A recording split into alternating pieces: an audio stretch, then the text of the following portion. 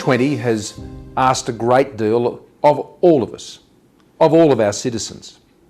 We've been forced to focus on the moment, on our immediate responses to this terrible virus.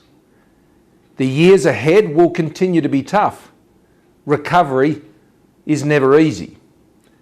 But we must always have an eye to the future, to the kind of world we want to leave to our children, well beyond this crisis. We need to safeguard our planet. This is an ongoing, long-term and collective responsibility. We must pursue economic models that support growth and sustainability. And I thank the Presidency for convening this important event and providing a forum to discuss the many approaches to achieving a sustainable recovery. It's good that the G20 is in strong agreement about the importance of preserving our oceans. Now, this is a very important issue for Australia. We're surrounded by oceans. We're the world's only single nation continent. Our oceans define, literally, who we are as a country. And we share this with our neighbours, especially our wonderful Pacific family. This is why I'm a proud member of the high-level panel for a sustainable ocean economy. We've got a great story to tell. Acting on our G20 Osaka Blue Ocean commitment, we've ramped up our actions to reduce maritime plastic pollution. Now, this includes, in Australia, banning the export of plastic waste.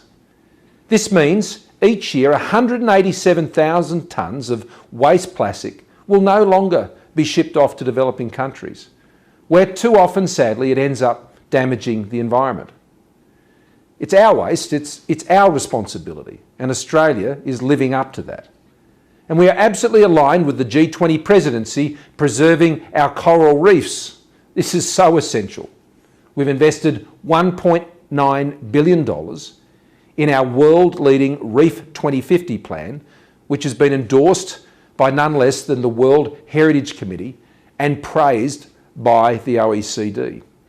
We've declared more than 1/3 of our national waters as marine parks. Now, that exceeds the global Aichi target for coastal states that would see them conserve 10% of their marine area by 2020.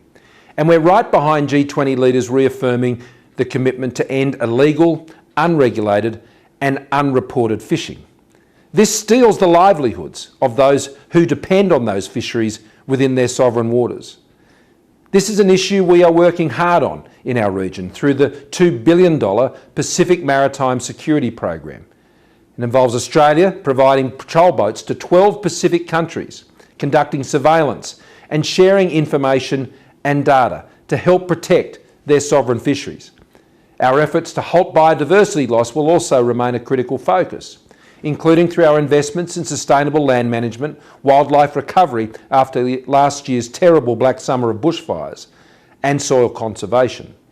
And Australia is committed to practical pathways to reduce our emissions and meet our emissions reduction targets. And we've got great form on achieving our goals. What we've set, we've met, and we've exceeded it. Now, this includes for the future further unlocking promising low emissions technologies. Technologies like hydrogen, carbon capture and storage, green steel and aluminium. These can make massive inroads into reducing emissions, not just here in Australia, taking care of our commitments, but globally as well. Australia remains firmly committed to the Paris Agreement and the commitments we have made.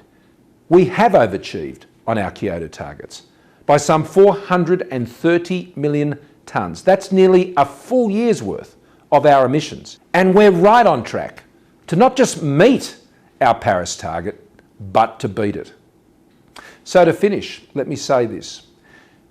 As G20 members, we all have important responsibilities to the present, but also to the future.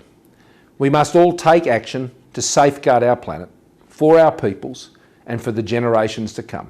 Thank you very much for your attention.